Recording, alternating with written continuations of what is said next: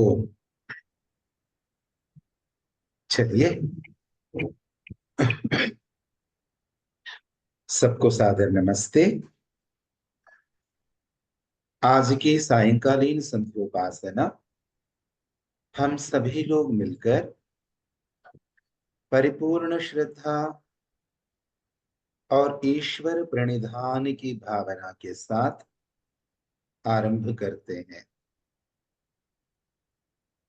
शांत एवं स्थिर होकर बैठने का प्रयास और अभ्यास कीजिएगा।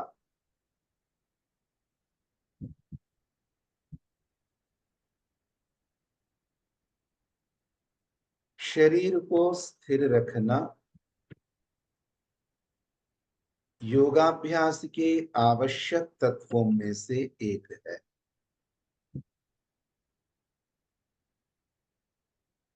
शरीर को अस्थिर रखकर, कंपायमान रखकर धारणा, ध्यान, समाधि का अभ्यास कभी नहीं हो पाएगा। इसीलिए योग का आसन एक अनिवार्य अंग है। मन को स्थिर करने के लिए तन का स्थिर होना अत्यंत आवश्यक है।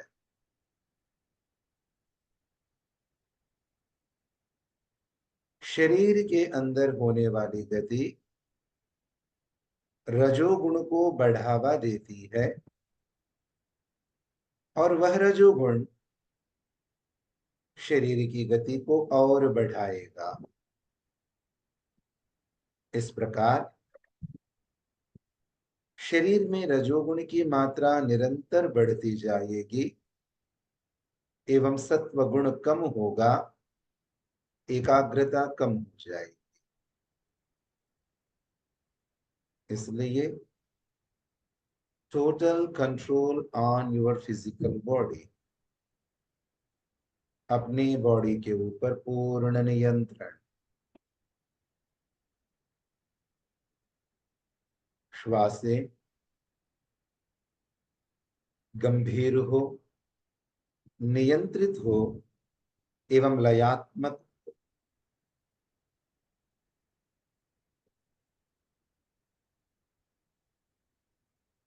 इस प्रकार अन्नमय कोश एवं प्राणमय कोश को नियंत्रित करके मन के ऊपर किंचित कार्य कीजिए। मन अवश्य वेगवान है, किंतु जड़ है। मनुष्य मन अवश्य चंचल है, किंतु जड़ है। आत्मा की चेष्टा और क्रिया के बिना यह मन कोई काम न करता है, न कर सकता है।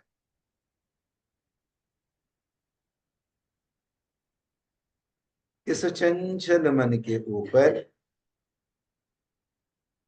कितनी शक्ति लगाने से यह दौड़ता है,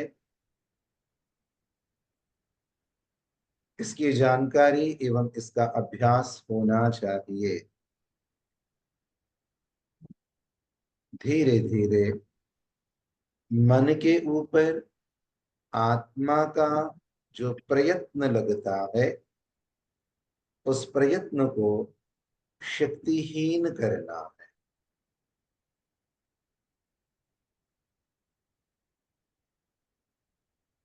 इन्हीं अभ्यासों को करते करते संध्योपासना का आरंभ 3 बार ओंकार के पवित्र उच्चारण के साथ।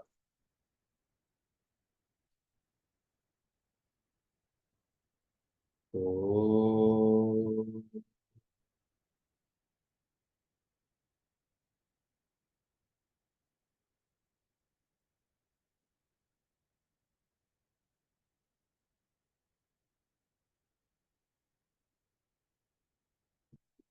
ओम।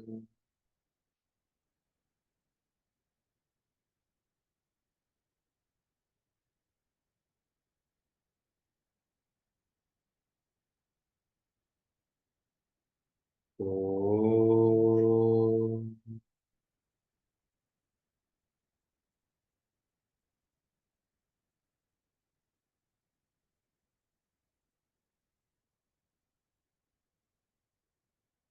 ॐ भूर्भुवः स्वाहा तत्सवितुर्वरेण्यं भर्गो देवस्य धीमहि धियो यो नः प्रचोदयात्। ॐ शन्नो देवीरभिष्टय आपो भवन्तु पीतये संयोरभिस्रवन्तु नः। 3 बार आचमन की प्रक्रिया।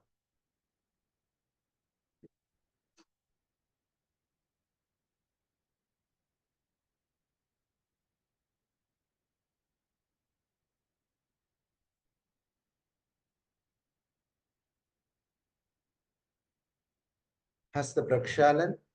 अंगस्पर्श के लिए बाएं हाथ में जल।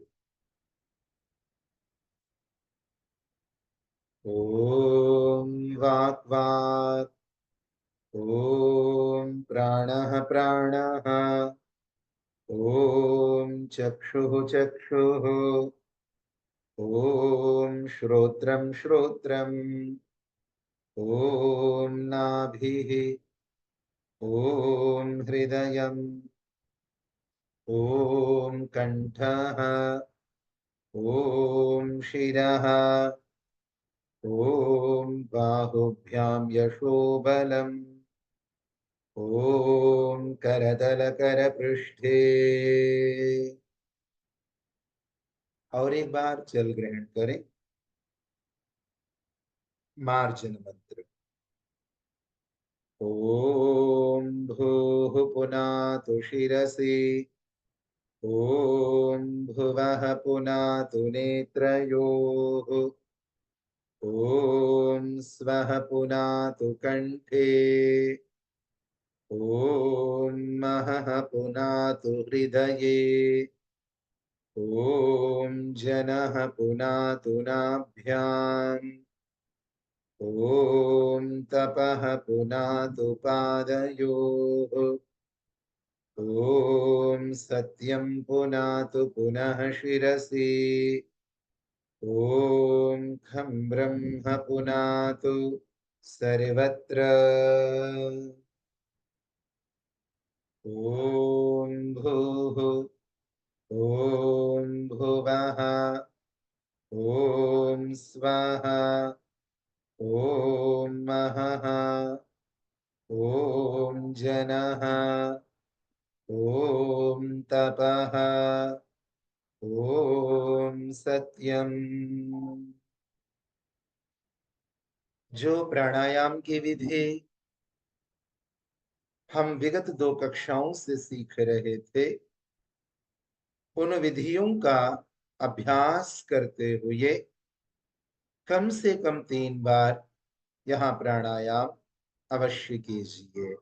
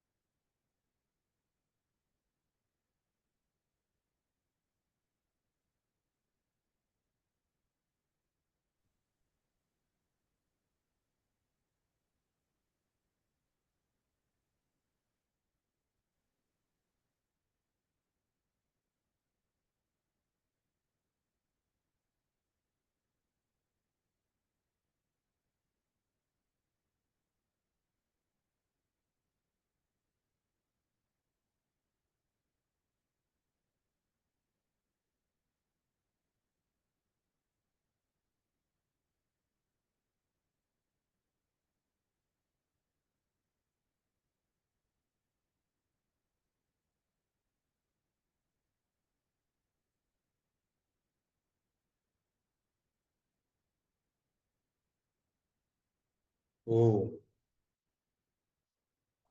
ॐ ऋतं च सत्यं चाभिद्धा तपसोऽध्यजायत ततो रात्र्यजायत ततः समुद्रो अर्णवः। ॐ समुद्रादर्णवादधि संवत्सरो अजायत अहोरात्राणि विदधत् विश्वस्य मिषतो वशी। ॐ सूर्याचन्द्रमसौ धाता यथा पूर्वमकल्पयत् दिवं च पृथिवीं चान्तरिक्ष मधो स्वः। ॐ शन्नो देवीरभिष्टय आपो भवन्तु पीतये संयोरभिस्रवन्तु नः। पुनः 3 बार आचमन।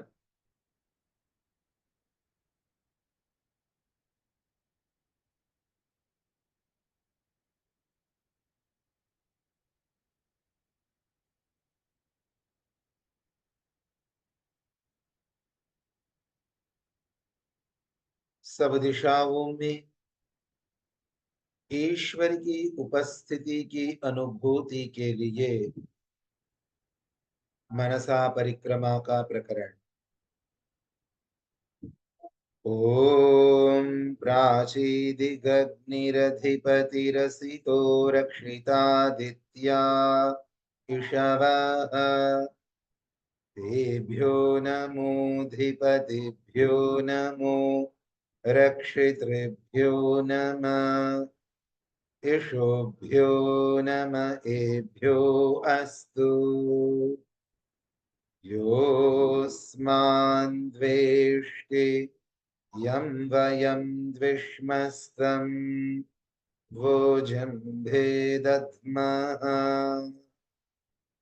ॐ दक्षिणादिगिन्द्रोऽधिपतिस्थिरश्चिराजी रक्षिता पितर इषवः तेभ्यो नमोऽधिपतिभ्यो नमो रक्षितृभ्यो नमः इषुभ्यो नम एभ्यो अस्तु।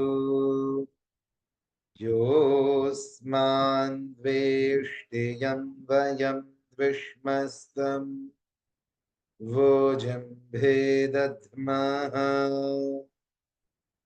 ॐ प्रतीचीदिग्वरुणोऽधिपतिः प्रीदाकु रक्षितान्नमिषवः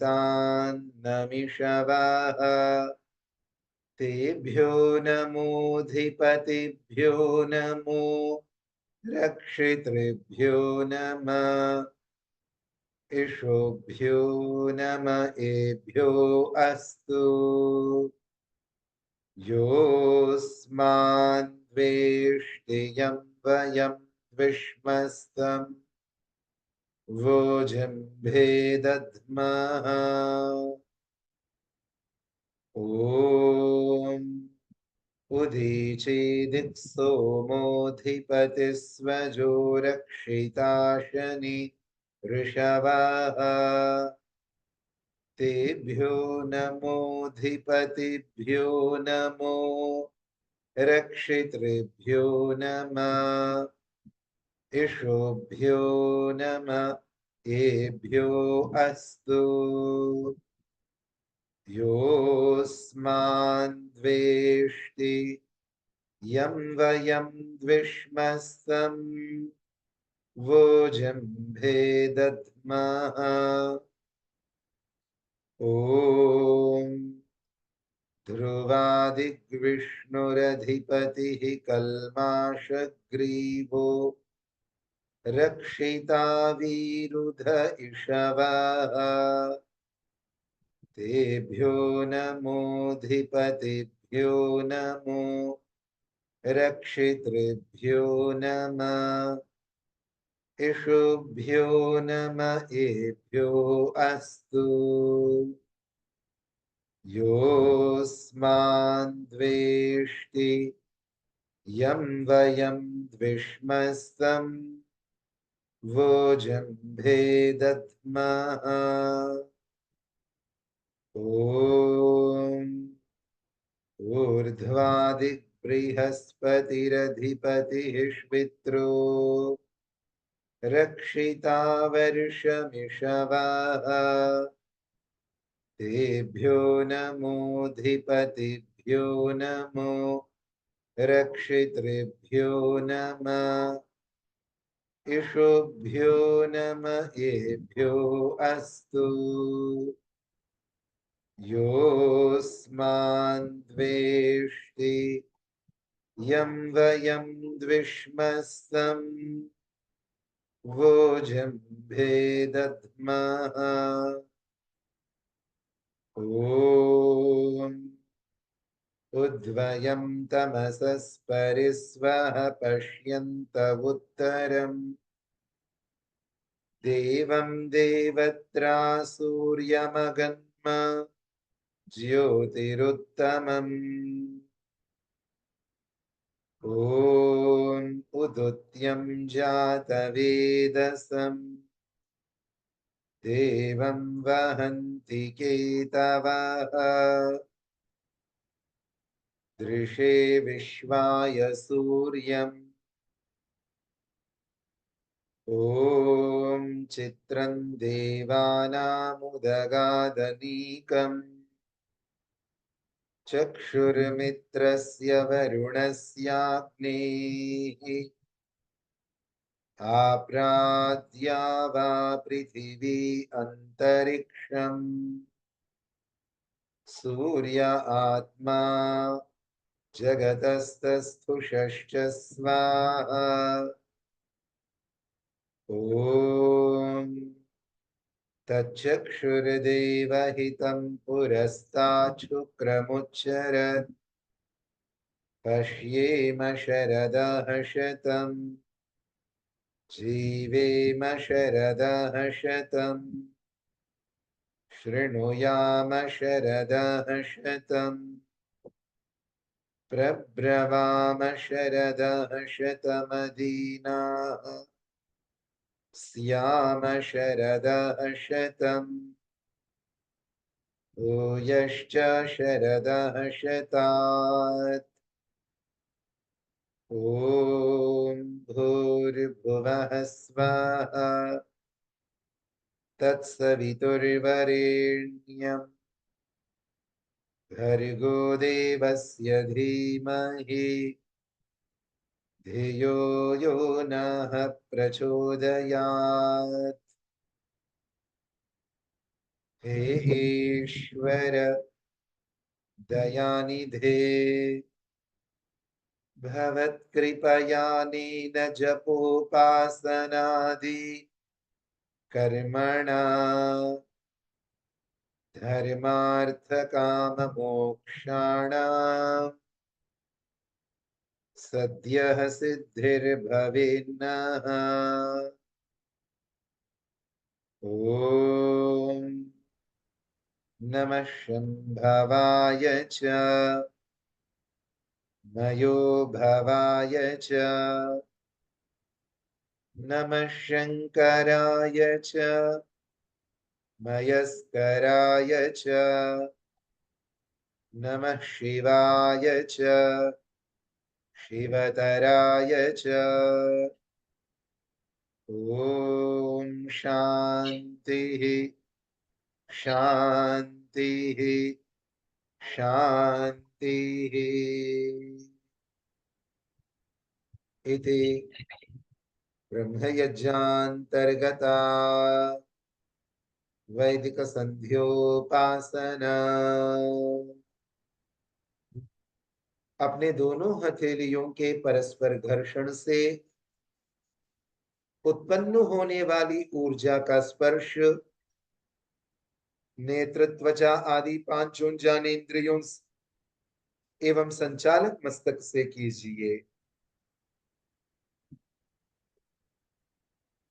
और परमेश्वर को उनके अनंत कोटि उपकारों के लिए हृदय से भूरी भूरी धन्यवाद समर्पित करते हुए अपने नेत्रों को खोलिए।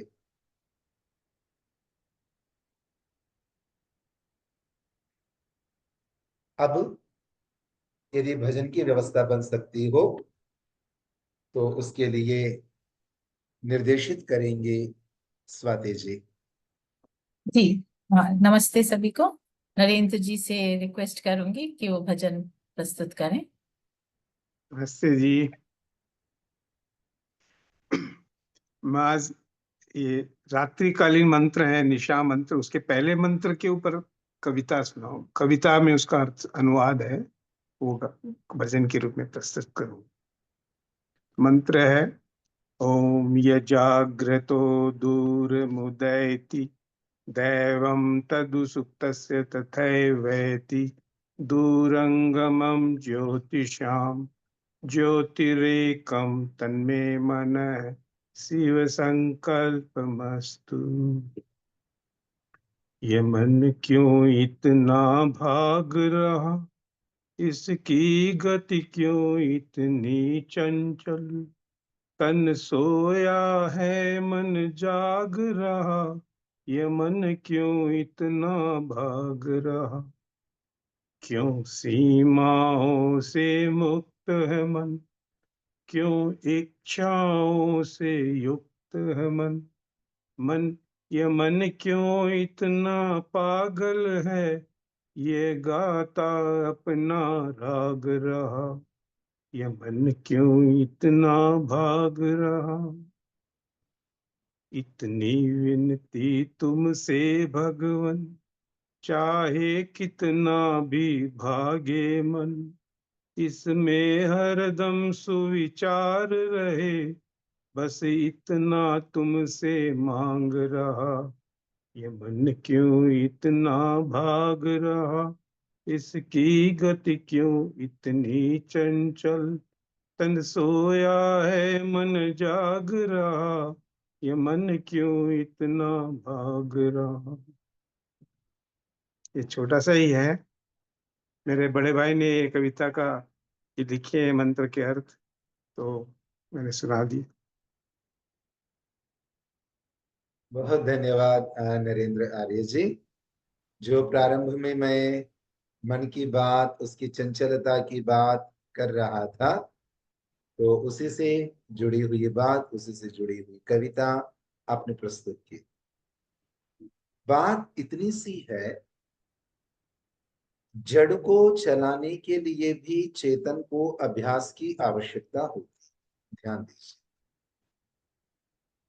जब कंप्यूटर सीखने के लिए जाते थे तो सबसे पहले माउस के पॉइंटर के ऊपर कंट्रोल की प्रैक्टिस करवाते।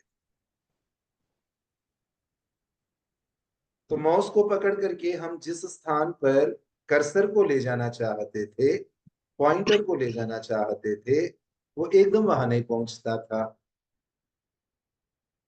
उस कर्सर की गति इतनी तीव्र होती थी, तो जब तक मेरी हथेली का अभ्यास नहीं हो जाता माउस के ऊपर और माउस के कर्सर के ऊपर, तब तक वह कर्सर जड़ होते हुए भी मेरे वांछित स्थान पर पहुंच नहीं पाता।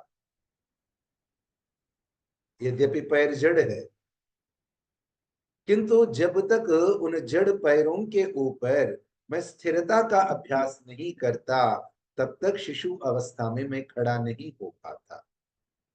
कहने का तात्पर्य ये है, जड़ वस्तु के ऊपर भी उतनी ही शक्ति लगानी चाहिए जितनी शक्ति से वह काम करे। अब आत्मा ने मन के ऊपर कितना टच लगाना चाहिए, कितना पुश लगाना चाहिए, कितना एफर्ट्स लगाना चाहिए, और कब टच पुश और एफर्ट्स नहीं लगाने चाहिए, ये नहीं सीख पाया, इसका अभ्यास नहीं कर पाया। मन को जितनी स्वल्प शक्ति के साथ धक्का देना चाहिए, उतनी स्वल्प शक्ति से धक्का दे नहीं पा रहा। गोल्फ खेलने वाले जानते हैं, स्टिक से बॉल को कितनी शक्ति से हिट करना है तो वो बॉल कितनी दूर चली जाएगी, होल के आसपास में, फ्लैग के आसपास में जाएगी, इसकी पूरी प्रैक्टिस, पूरा अभ्यास करना पड़ता है। प्रारंभ में उस बॉल को जिस दिशा में पहुंचाना चाहते हैं उस दिशा में नहीं जाती, जिस स्थान तक पहुंचाना चाहते हैं या तो उससे बहुत दूर रह जाती है या उससे बहुत ज्यादा अधिक चली जाती है। तो वो शॉट कितनी शक्ति से उसको टच करना चाहिए, ये जब तक अभ्यास नहीं होगा तो ग्राउंड के ऊपर रखे हुए बॉल के ऊपर भी हमारा सही नियंत्रण संभव नहीं है। तो मन उससे बहुत सूक्ष्म, मन उससे बहुत अधिक वेगवान है। तो एक्सेलरेटर के ऊपर कितना दबाव रखना चाहिए, क्लच के ऊपर कितना दबाव रखना चाहिए, इसका भी अभ्यास करना पड़ता है। वैसे यह आत्मा मन को कब टच करे, कब टच न करे, कितनी शक्ति से टच करें और कितनी शक्ति से टच न करें, इसका अभ्यास हमें शिशु अवस्था से सिखाया नहीं जाता, कराया नहीं जाता, इसलिए ये हमारे लिए बड़ा कठिन विषय बन जाता है। तो मन की बात आपने भी प्रस्तुत की, प्रारंभ में मैं भी मन की बात कर रहा था, तो ठीक, बढ़िया। तो आज हम चतुर्थ प्राणायाम को बाह्य आभ्यंतर विषयाक्षेपी प्राणायाम को पूर्ण करते हैं। तो बाह्याभ्यंतर विषयाक्षेपी प्राणायाम से क्या प्रयोजन सिद्ध होते हैं? पहले ऋषिवर दयानंद सरस्वती जी, इस युग के महान योगी आदित्य ब्रह्मचारी जी, ऋषि जी के शब्दों में पढ़ते हैं कि देखते हैं कि चतुर्थ प्राणायाम से क्या होता है। तो मैं सत्यार्थ प्रकाश आपके साथ शेयर कर रहा हूं। स्वाति जी।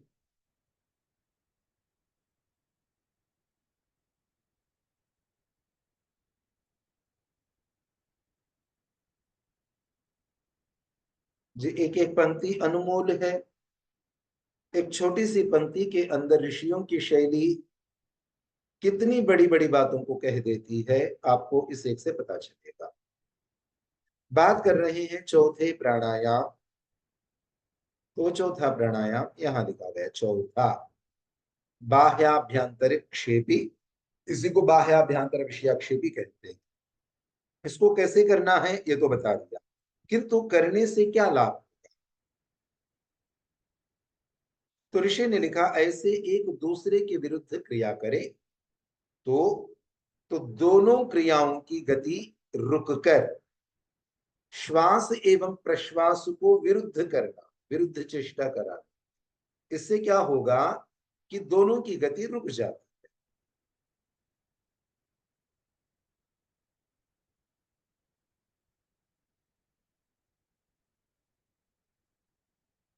तो दोनों की गति रुककर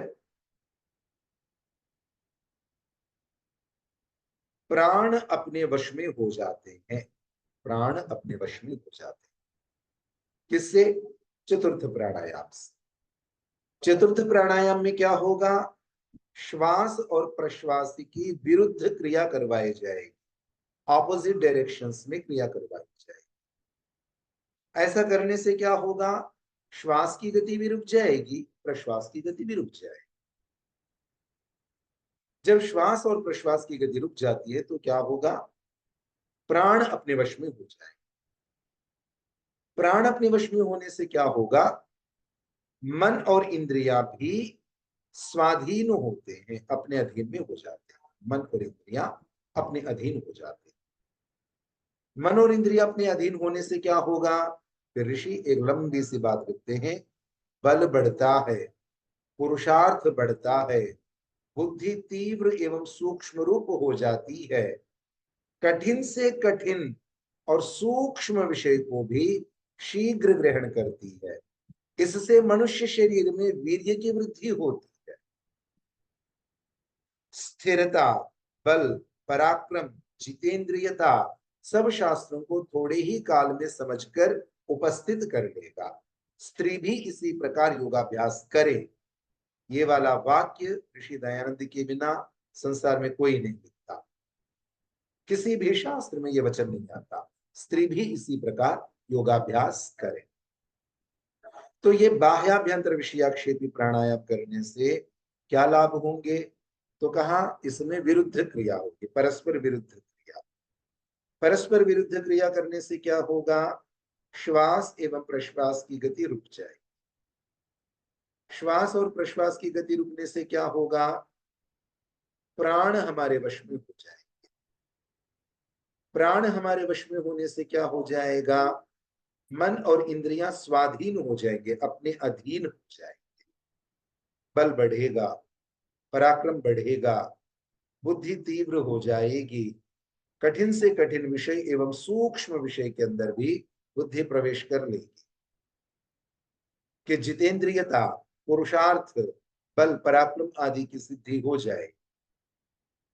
तो इतनी बातें इस चतुर्थ प्राणायाम से ऋषिवर दयानंद जी ने कही। तो ये चतुर्थ प्राणायाम क्या है, इसको कैसे करना है? थोड़ा सा टिपिकल है, समझने में भी थोड़ी कठिनाई हो सकती है, और अभ्यास तो प्रयत्न पूर्वक करना ही चाहिए।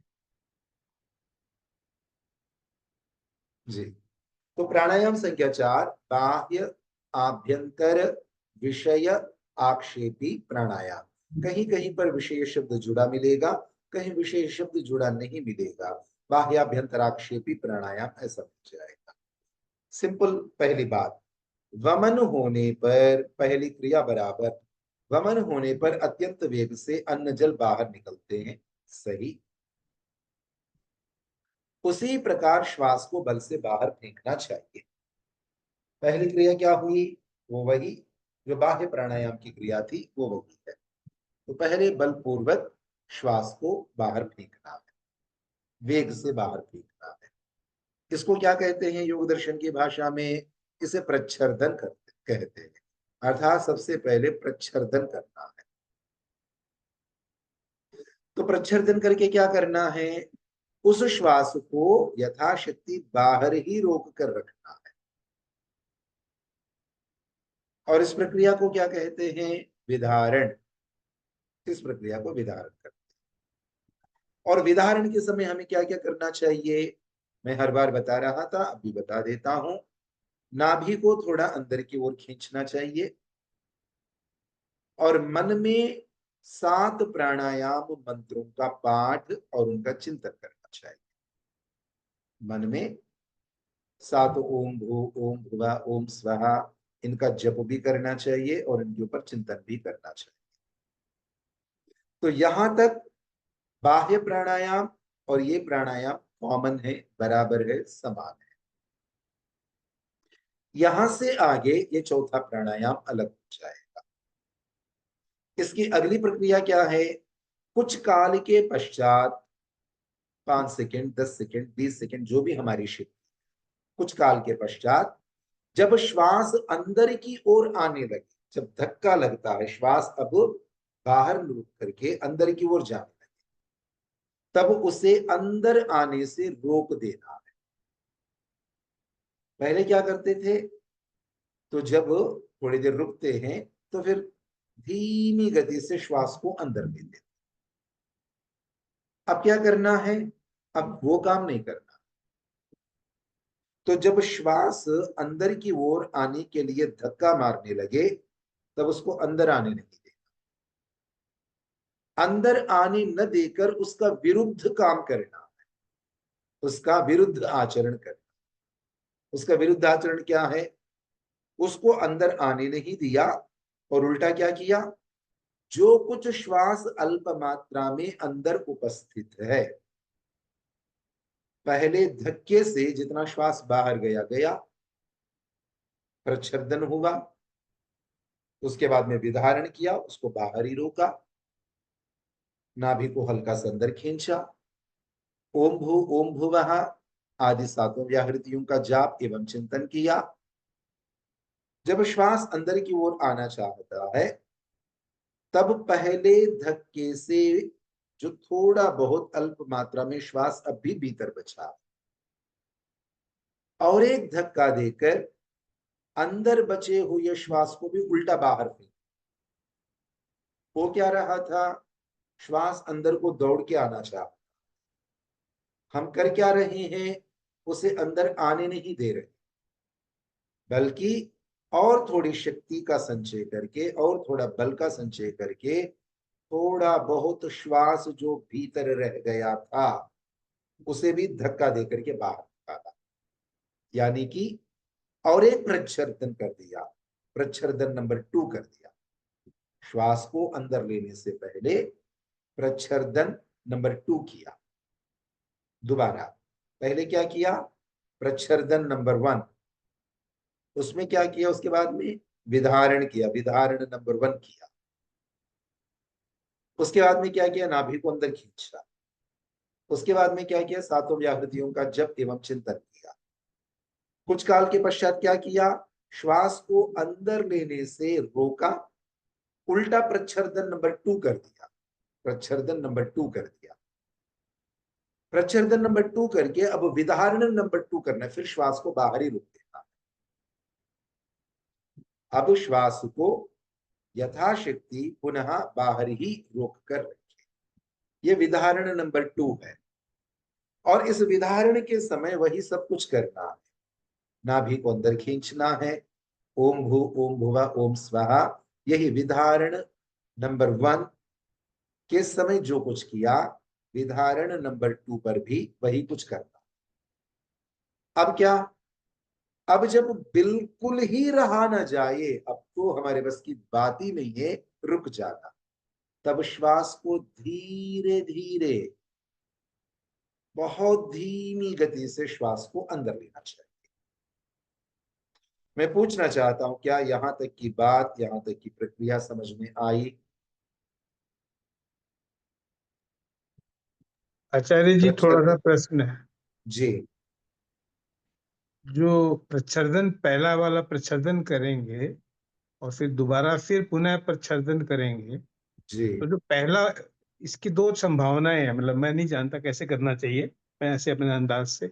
एक तो ये है कि जैसे मैंने कुछ सांस निकाल दिया और फिर विधारण कर लिया और फिर बचा हुआ सांस फिर निकाल दिया, प्रच्छर्दन किया, जिसमें पूर्ण प्रच्छर्दन कर दिया, तो 2 बार प्रच्छर्दन कर सका। लेकिन अगर जी मैंने पहली बार में ही अगर पूर्ण प्रच्छर्दन कर दिया, फिर तो मेरे पास कोई संभावना बचेगी नहीं कि उसको मैं दोबारा कुछ कर पाऊं, या होती है? पूर्ण प्रच्छर्दन करने के बाद भी हमारे अंदर फिर भी कुछ श्वास बचा हुआ होता है, ठीक, ये ठीक है, अभ्यास मैंने से कहा आपको पता चल जाएगा। ठीक है। जी, तो इतने टाइम में बॉडी के अंदर, सेल्स के अंदर जो कुछ भी एक्टिविटी हुई है, मैंने प्रच्छर्दन करके जो विधारण किया, इस विधारण के समय में शरीर के अंदर, सेल्स के अंदर जो कुछ भी एक्टिविटी हुई है, उस एक्टिविटी के साथ कुछ कार्बन डाइऑक्साइड जैसी चीजें फिर से निकली, वो आपके फेफड़ों के अंदर अब भी है।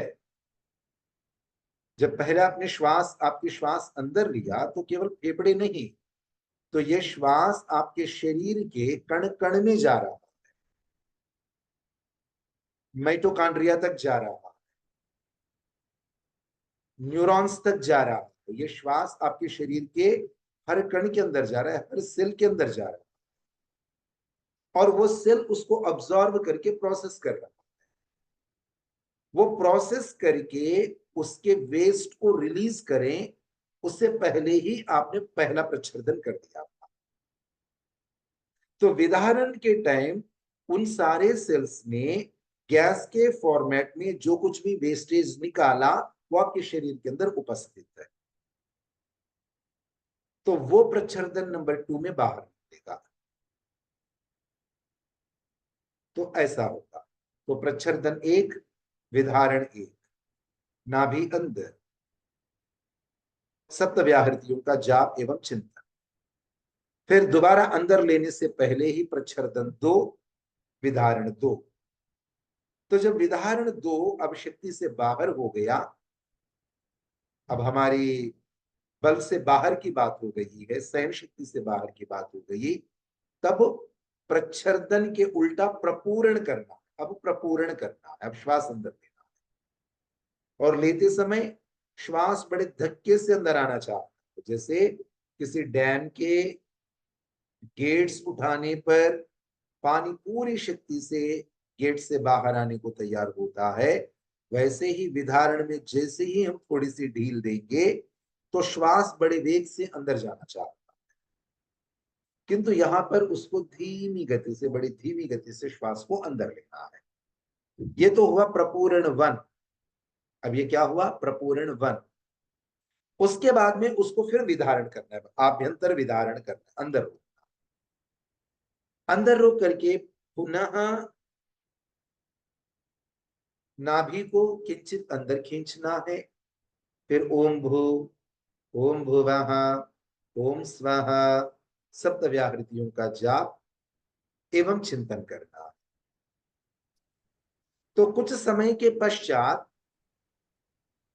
हमें अंदर के श्वास को बाहर छोड़ने के बजाय, अंदर के श्वास को बाहर फेंकने के बजाय यहां पर प्रपूरण 2 करना है और एक बार बल लगाकर, शक्ति लगाकर वायु को अंदर खींचना है। खींच करके फिर से विधारण करना है, विधारण नंबर 2, फिर से विधारण करना है। तो जब विधारण नंबर 2 पर अब रहा न जाएगा, अब रुकना अपनी शक्ति से बाहर की बात हो गई है, तब बलपूर्वक प्रच्छर्दन कर देना चाहिए। तो यहां तक एक साइकिल पूरा हुआ, एक बाह्य आभ्यंतर विषयाक्षेपी प्राणायाम, एक साइकिल पूरा हुआ। ऐसा कम से कम 3 साइकिल, और जैसी जैसी शक्ति बढ़ती है तो उन साइकिल्स की संख्या बढ़ानी चाहिए। तो सूत्र क्या बना? विधारण 1, क्षमा करना, प्रच्छर्दन 1, विधारण 1। उस विधारण के बाद में श्वास अंदर नहीं लेना, उल्टा प्रच्छर्दन 2 करना है। प्रच्छर्दन 2 के बाद में फिर विधारण 2 करना है। जब बिल्कुल शक्ति से बाहर की बात हो गई तब प्रपूरण 1 करना है। प्रपूरण 1 यानी कि श्वास को अंदर लेना है। प्रपूरण 1 करते समय ध्यान ये रखना है, श्वास बलपूर्वक अंदर आना चाहता है, एक एक सेल भूखा हो गया, एक एक सेल उस श्वास का भूखा हो गया, एक एक सेल तड़प रहा है प्राणवायु के लिए। तो ऐसी स्थिति में हम श्वास को एकदम अंदर न जाने देकर बहुत धीमी गति से अंदर जाने दें। इससे क्या होगा? मेटाबॉलिज्म धीरे धीरे धीमी गति का हो जाएगा, इससे मेटाबॉलिज्म की गति कम हो जाएगी। मेटाबॉलिज्म की गति कम हो जाएगी, इसका तात्पर्य ये है आपकी ऊर्जा शरीर की एक्टिविटीज में कम खपेगी। ध्यान देना, मेटाबॉलिज्म कम हो गई, श्वास प्रश्वास की गति आधी हो गई, 1/4 हो गई, समस्त इंद्रियों को अपने विषयों से आपने हटा करके रखा, अर्थात पावर कंजम्पशन कम हो गया। हर एक्टिविटी के लिए एनर्जी की जरूरत है बॉडी। आपने हर एक्टिविटी कम कर दी, आधी कर दी, 1/3 कर दी, 1/4 कर दी, हर एक्टिविटी आपने अपने आप कम कर दी। इवन सेल्स की एक्टिविटी भी आपने कम कर दी। तो ऐसे निरंतर हमारे पूरे शरीर की एक्टिविटी को हम कम करते जाते हैं तो हमारा मेटाबॉलिज्म धीमा पड़ जाएगा। इससे अब शरीर को जीवित रखने के लिए जितनी ऊर्जा की आवश्यकता होती है वो ऊर्जा की आवश्यकता धीरे धीरे कम होती जाएगी, और बची हुई ऊर्जा अब शारीरिक क्रियाओं में न लग करके मानसिक एवं बौद्धिक क्रियाओं में वो ऊर्जा लगनी प्रारंभित हो जाएगी। इससे हमारी स्मरण शक्ति बढ़ जाएगी, एकाग्रता बढ़ने लगेगी। तो हमने प्रच्छर्दन 1 किया, विधारण 1 किया, विधारण के बाद में प्रपूर्ण न करके प्रच्छर्दन 2 किया, उसके बाद में विधारण 2 किया। तो जब बिल्कुल रहा नहीं गया, हमने प्रपूर्ण 1 किया। उस समय ध्यान ये देना है श्वास धीमी गति से अंदर जाए, न कि तीव्र गति से। प्रपूर्ण 1 करने के बाद में दोबारा विधारण 1 किया, अंतः कुंभक 1 किया, कुछ समय के बाद में जब हमसे रहा न जाएगा, तब श्वास को बाहर फेंकने के बजाय और शक्ति लगा करके बाहर से थोड़ा सा श्वास अंदर भरें, परस्पर विरुद्ध क्रिया करें। उसके बाद में प्रपूर्ण संख्या 2 विधारण संख्या 2 किया। जब बिल्कुल रहा नहीं गया, तब तीव्र गति से वायु को बाहर छोड़। तो ये एक सर्किल पूरा हो गया, एक साइकिल पूरा हो गया। ऐसा कम से कम 3 और शक्ति के अनुसार संख्या बढ़ाते जाए। तो ऐसा करने से एक दूसरे की विरुद्ध क्रिया हो गई। इससे, इस विरुद्ध क्रिया से श्वास और प्रश्वास की गति रुक जाएगी, उससे प्राण वश में आ जाएंगे। प्राणों के वश में आने के कारण मन एवं इंद्रियां स्वाधीन में रहेंगे, बल बढ़ेगा, एकाग्रता बढ़ेगी, स्मरण शक्ति बढ़ेगी, बुद्धि तीव्र हो जाएगी। कठिन से कठिन विषय एवं सूक्ष्म से सूक्ष्म विषय के अंदर बुद्धि का प्रवेश बहुत सरलता से होने लगेगा। ऐसे ऐसे लाभ जो महर्षि दयानंद जी ने गिनाए हैं, वो मैंने आपको स्क्रीन के ऊपर दिखा दिए। तो ये समझ में आ गया? कोई प्रश्न हो तो पूछिएगा।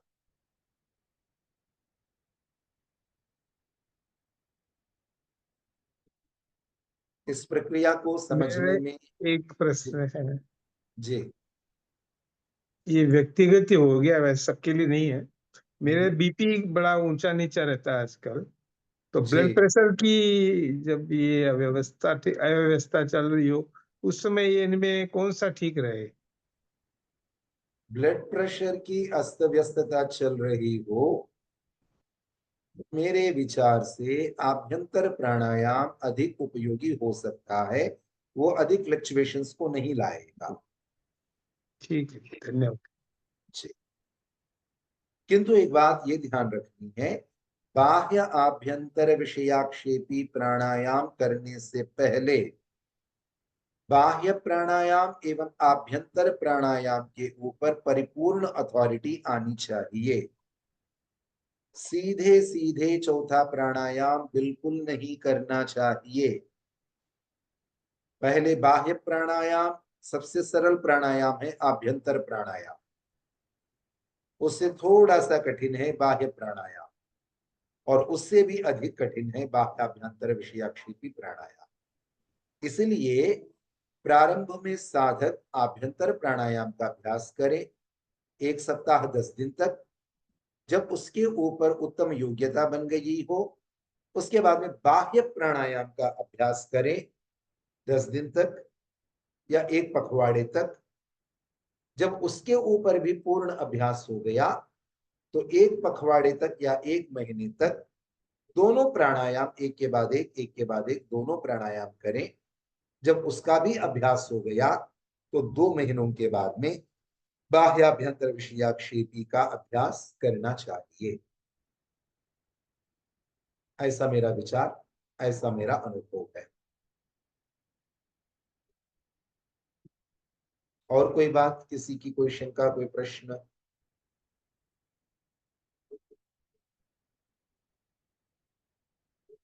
तो फिर प्राणायाम की प्रक्रिया यहाँ समाप्त हो गई। और प्राणायाम के मंत्रों का क्या अर्थ है, ओम भू ओम भुवः का, इसका हमने पूर्व कक्षा में पूर्व स्वाध्याय में कर ही चुके थे। तो इसका अगला प्रकरण जो बनता है वो अघमर्षण है।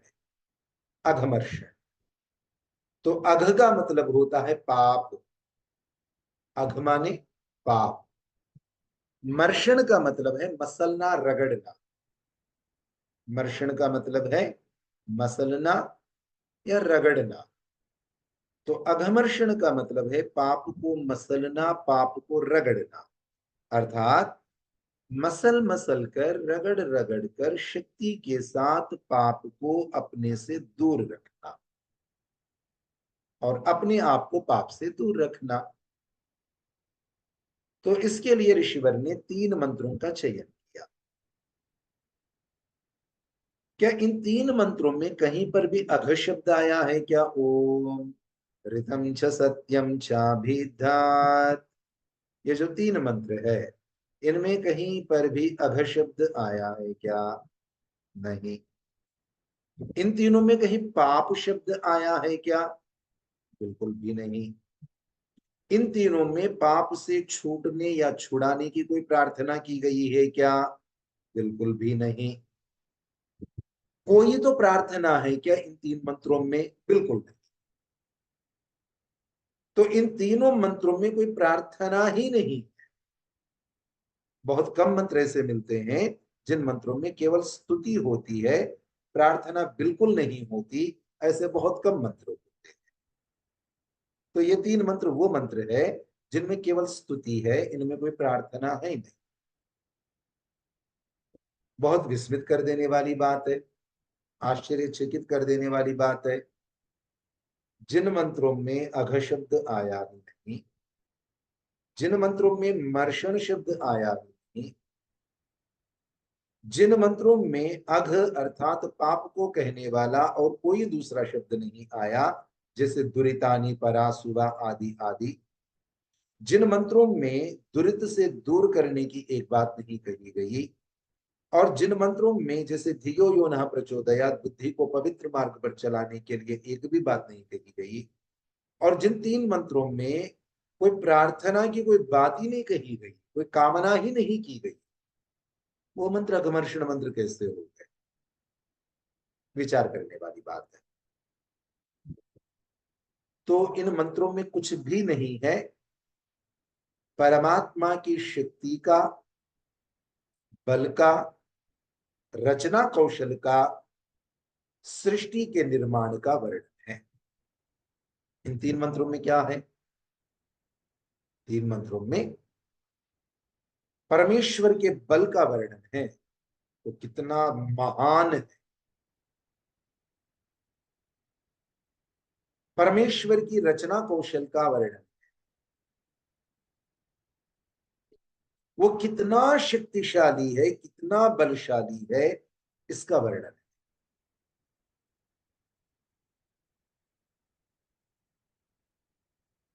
और संसार का ये शाश्वत नियम है, बलशाली को कोई छेड़ता नहीं, बलशाली के सामने कोई गलत काम करने का साहस नहीं करता। इन मंत्रों में परमेश्वर की शक्ति का ऐसा एग्जिबिशन हो रहा है, तो परमेश्वर की शक्ति का विचार करके ही मन में ये घबराहट आ जानी चाहिए, अरे बाप रे, ऐसे बलशाली से मैं कैसे बचूंगा पाप करके। तो पाप से बचने का एक ही तरीका है, वो है दंड देने वाले की शक्ति को जानना। दंड देने वाला बड़ा बलशाली है, बड़ा बलशाली है, तो मैं चाह करके भी पाप नहीं कर पाऊंगा।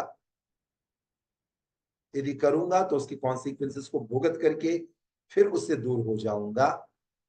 ऐसे 4-5 पीढ़ी बीतने के बाद में अगली पीढ़ी उस पाप को करने के बारे में सोचेगा ही, चाहेगा ही। हम तो चाह करके नहीं कर पाएंगे। सिंगापुर वालों को पता है सड़क के ऊपर थूकने से क्या होगा। वो सरकार कितनी बलशाली सरकार है, वो थूकने का साहस ही नहीं करता।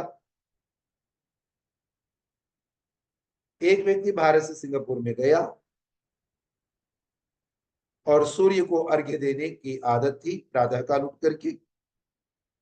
चौथी मंजिल में उनका मकान, अपने बेटी के पास पता नहीं किसके पास गया, बुजुर्ग व्यक्ति। तो सुबह सुबह बालकनी से बाहर निकला, सूर्य देवता को देखा, लोटे में जल लिया और ऊपर अपने बालकनी में से नीचे पानी डाल दिया। 10 मिनट के अंदर पुलिस आ गई, चालान लेकर के। कहते कि ये लो इतना चालान। कहते मैंने क्या किया? कहते कि इस आदमी ने ऊपर से नीचे पानी फेंका। अब उन बुजुर्ग की हिम्मत होगी दोबारा वहां पर, कहां सीसीटीवी कैमरा है, उससे कौन मॉनिटरिंग कर रहा है, कौन देख रहा है, किसको सूचना दे रहा है? किसी ने कंप्लेंट की ही नहीं, नीचे वालों ने कंप्लेंट तक नहीं की कि इसने ऊपर से नीचे पानी फेंका। किंतु सिस्टम इतना दुरुस्त है कि आपने गलत किया और गलत करते ही आपके पास चालान आ गया। यही यही स्थिति दुबई आदि के अंदर, कतर आदि के अंदर होता है। गाड़ी स्पीड से ज्यादा चली गई, सीधे आपके बैंक अकाउंट से पैसे कट गए, सीधे कट गए, आपके पास चालान चुनान कुछ भी नहीं। गाड़ी ने लाल बत्ती जंप कर दी, आपके अकाउंट में से पैसे कट गए और आपके पास SMS आ गया कि आपने यहां पर जंप कर दिया, इसलिए आपके अकाउंट में से पैसे निकल। किसकी हिम्मत है करनी? सरकार की शक्ति को देख करके प्रजा पाप से अपने आप बच जाती है, हटती है, घबराती है नियम तोड़ने से। वैसे सृष्टि के वो जो सरकार है, विश्व की जो सरकार है, परमेश्वर है, विश्वपति है, विश्वपति के बल को यदि ठीक से हम देख लें तो पाप करने से हमारा अंतरात्मा घबराए। तो इन मंत्रों में उसी साइकोलॉजी का प्रयोग हुआ है। परमात्मा की विशाल शक्ति को देखो, उसकी पहुंच देखो, उसका बल देखो, उसका कौशल देखो, तो उसके सामने मैं कैसे पाप करूंगा? तो इस भावना से व्यक्ति पाप से बच जाता है। तो अब अधिक समय नहीं है यहाँ पर बात करने के लिए, इसलिए यहीं पर रुक जाना चाहिए बस। हाँ, फिर एक शब्द भी लूंगा तो ज्यादा समय लग जाएगा, तो यहीं पर रुक जाते हैं। फाइनली यदि आप लोगों का कोई प्रश्न हो, कोई शंका हो तो कहिए, नहीं तो मेरी ओर से बात समाप्त।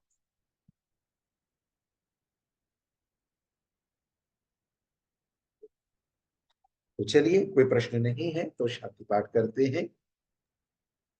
ओम द्यौः शान्तिरन्तरिक्षं शान्तिः, पृथिवी शान्तिरापः शान्तिरोषधयः शान्तिः, वनस्पतयः शान्तिर्विश्वे देवाः शान्तिर्ब्रह्म शान्तिः, सर्वं शान्तिः शान्तिरेव शान्तिः, सामा शान्तिरेधि।